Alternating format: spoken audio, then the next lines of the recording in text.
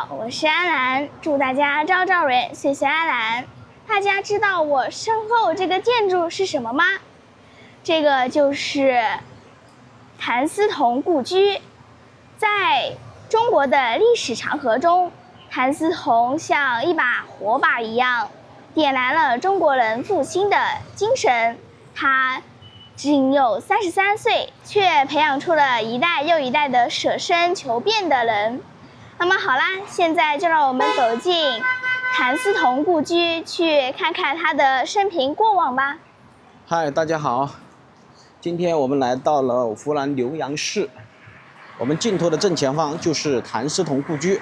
好，现在让我们过马路去里面参观一下。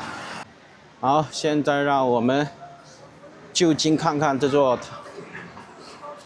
100来年的故居现状如何。门楣上谭嗣同故居，先让我们走进去看看吧。要登记吗？要登记一下是吧？好的，好，现在我们走进来看一看。这座故居其实它是翻新过的，如果不翻新，它不会有这么富丽堂皇。而且我们现在可以看到这个门楣上面是大福地，为什么叫大福地呢？因为谭嗣同的父亲谭继群官至湖北巡抚兼湖广总督，所以大福地是皇上御赐。好，现在就让我们看看里面的一些建筑布局吧。这里就是厅堂了。上面写的是什么？巾帼完人。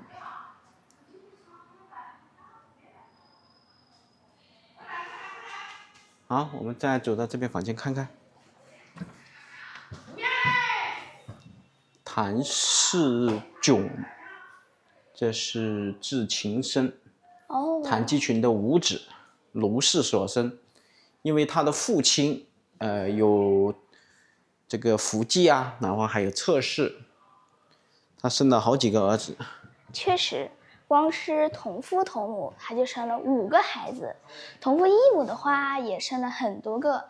但是当年北京爆发白喉病的时候，谭嗣同的母亲和他的哥哥姐姐都病死了，谭嗣同自己呢也染上了这个病，然后他就昏迷了3天，然后突然就醒了，之后又在床上躺了1个多月才完全复苏。于是他的父亲就给他字复生啊，就跟他诚心取了一个名字叫唐复生，对不对？是的。好，现在刚刚安澜讲了关于整个谭氏家族的一个故事，我们先看看，这里是谭氏乡，这是谭继群次子，也是谭嗣同的兄长。这样走进来，这里已经是算第2进院落了。一般大户人家都有3进院落吧？是的，这上面就是古琴了。哇，我记得好像这2把古琴，它的木材是取用谭嗣同他的院子里被雷劈倒的梧桐树残盖做出来的。是的。这上面写的是谭嗣同书房。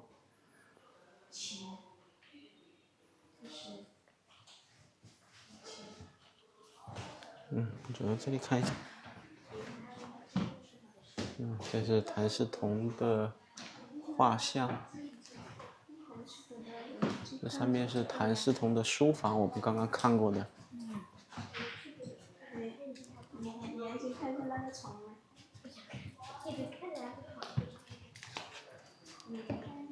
这上面是谭嗣同大事年表。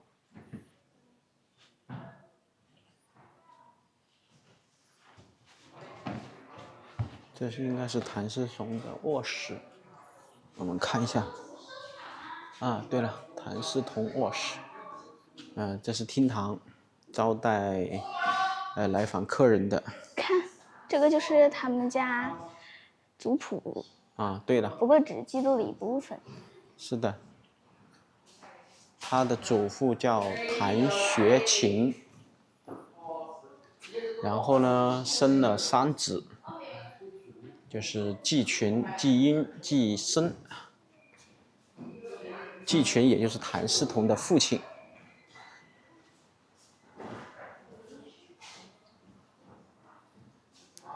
其实这个府邸呢，以前它是一位姓周的一个词语，后面是他谭嗣同的爷爷，也就是祖父买下了这个地方，然后改造成了民居，然后扩建，陈一新作秀了装饰啊、设计啊等等这样的一个布局。确实，最开始这个祠堂可是有2000多米，现在被改成700多米的这个房子。这上面就是谭巨群卧室，也就是谭嗣同父亲的卧室。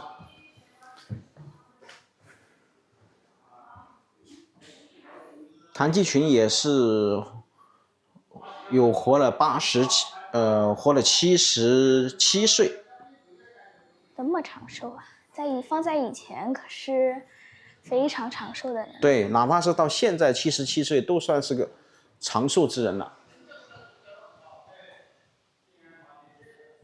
这是谭巨群会客室，这么多会客室，它上面的这些座椅啊，还是挺有特色的，看到吗，安南？哇，它这个都是用这种线拉的嘞。对呀，这是与众不同的座椅啊，雕花大床啊。以前的床都是这样子的。谭巨群可是封疆大吏啊。这就是一个天井，一般天井这里都会摆那种大缸，然后里面种了荷花之类的吧。对啊，但是现在这里就没有做太多的设计，应该这个天井应该做的是暗井，它的水啊是通过这些缝隙里面排出来的，有的是明渠，有的是暗渠。我觉得暗渠要好一点。是的。我们看看这边，这边的房子，这个房间看是谁住？是不是谭嗣同的母亲住的？哦，这是谭嗣同的妻子。李润。但是婚后生有一子，又因病夭折了，从此再未生育。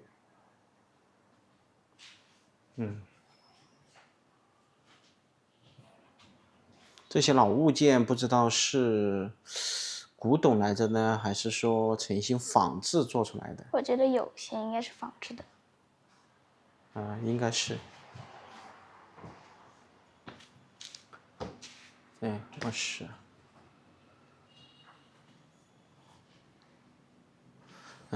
整个谭嗣同故居的面积不大，因为它是位于浏阳市中心。这上面应该是不能够上去。这边写了注意安全，参观止步。那边应该是也是不能上去的。这中间就种了一些花草。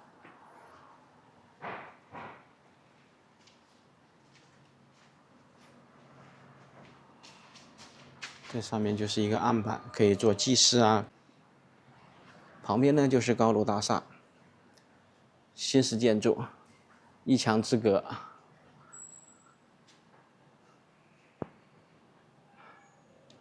这样看上去就像一线天一样。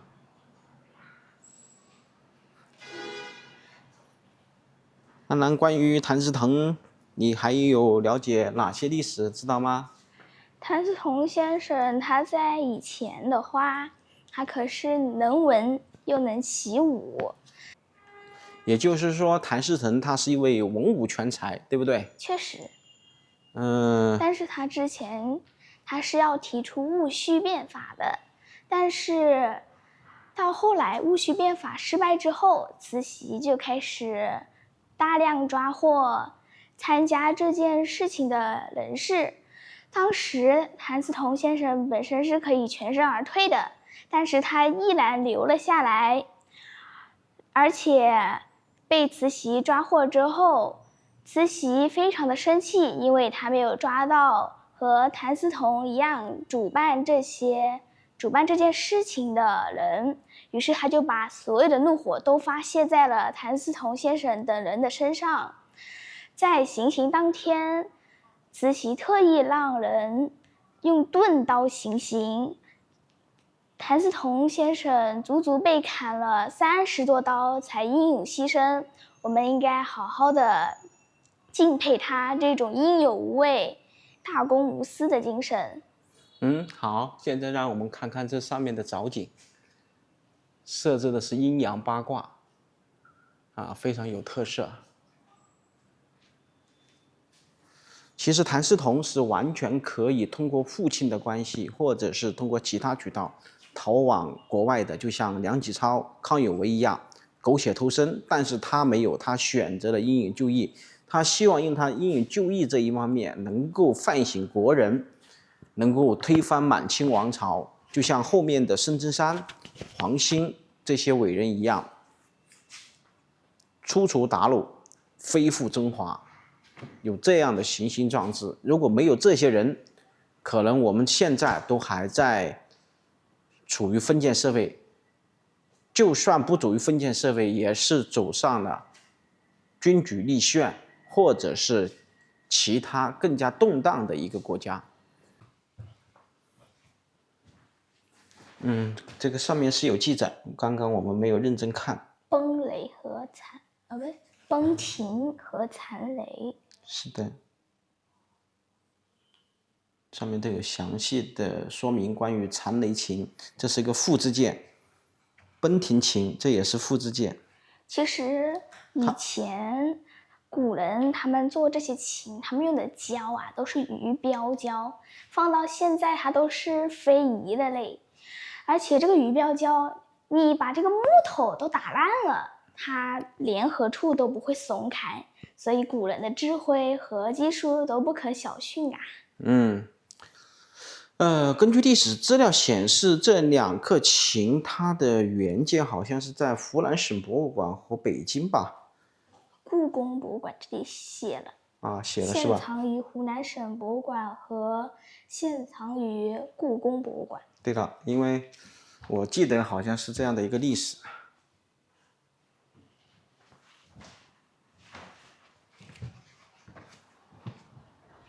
其实这个里面还算是比较凉快的，所以以前老一辈的人呢，选择建木房子建泥土房虽然说按照我们现在这个社会，很多人讲究是什么红砖房这个水泥房建起的高楼大厦，但是对于我个人而言，我觉得这种木房子还有泥土房更适合人类居住。居面积只有700多个平方，只要差不多20多分钟，基本上就能够全部参观完毕，而且周边停车也还算比较方便，也是特别好找。到这边来参观呢是不要门票。好了，我们去门口看一看关于整座这座谭嗣同故居的一些资料介绍吧。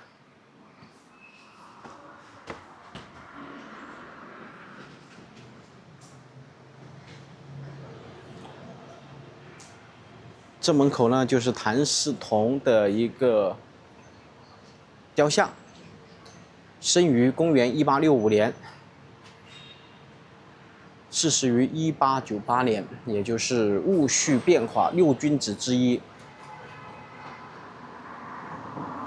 这上面呢是文保碑的一个介绍，谭嗣同故居又名大福地，始建于明末，其木结构具明清时代湖南庭院式有过廊的民居风格。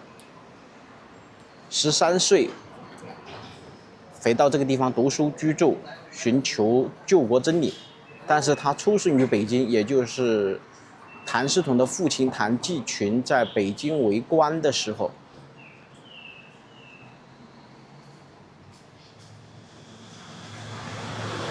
你看这上面都有写了，每周一闭馆，开放时间是早上的9点到下午的5点。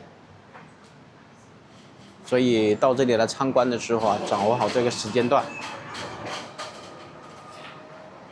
上面是全国重点文物保护单位谭嗣同故居，1996年就已经确立了这里是全国重点文物保护单位。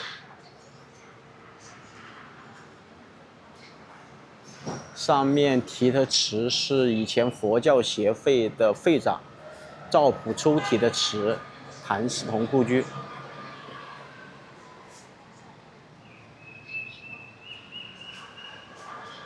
我们站在这个位置来看看整个大门吧。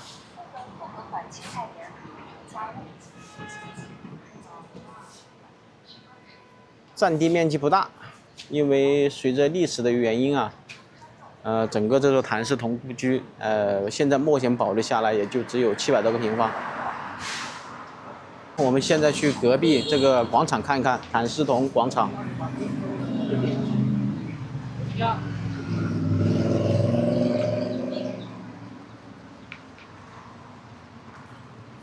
这上面呢，到晚上啊，旁边的居民肯定要在这个地方跳广场舞啊，小孩子在这边学龙法呀。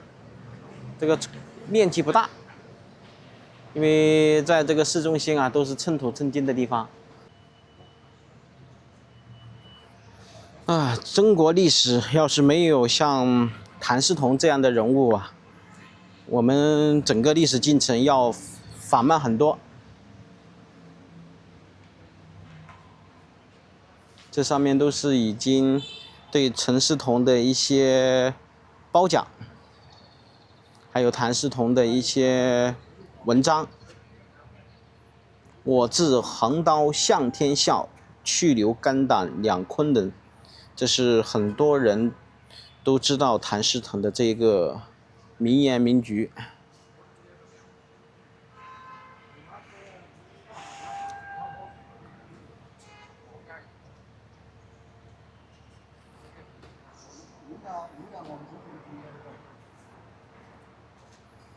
这是谭嗣同与他的妻子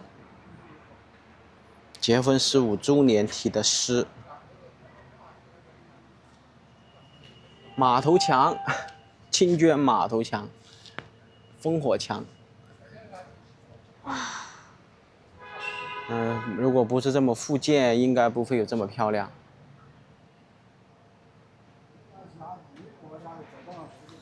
我们看看两侧。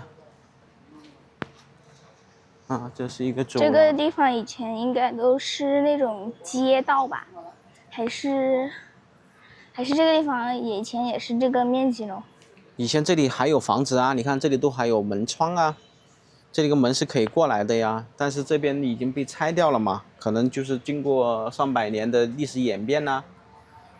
正常这里都是有门呐，你看那里还有门呐，可以进出啊。它的占地面积以前是很大的呀，因为它既然能叫大腹地，他们家里面是非常显赫的家底呀。其实中国近代历史，我们不管是从晚清时期、民国时期，像学飞行员呐、务实啊、变化呀，然后改革创新啊，都是一些大富大贵的。不管是男性还是女性，他们都奉献了自己宝贵的生命，还有一些呢，他们是奋斗了自己毕生的精力，然后推动了整个中国历史进程的发展，要不然也不会有我们今天这么幸福的生活。话又说回来，只有这些有钱的家庭，也才能够让这些子女们呢去接受更好的教育，然后呢去寻求更好的出路。像以前这扇门都是可以进出，而且整个这一片面积都是属于整个谭家的一个家族的一个住房面积。谭嗣同先生虽然牺牲了，但正是因为他的牺牲，点起了燎原之火。他的学生蔡锷和蔡锷的学生也就是新中国成立的重要人物朱德。他们为救国救民舍身为人，影响了一代又一代的中国人。好啦，我们下一站要去参观黄兴故居。感谢大家收看我们的视频，我们下期视频再见，拜拜。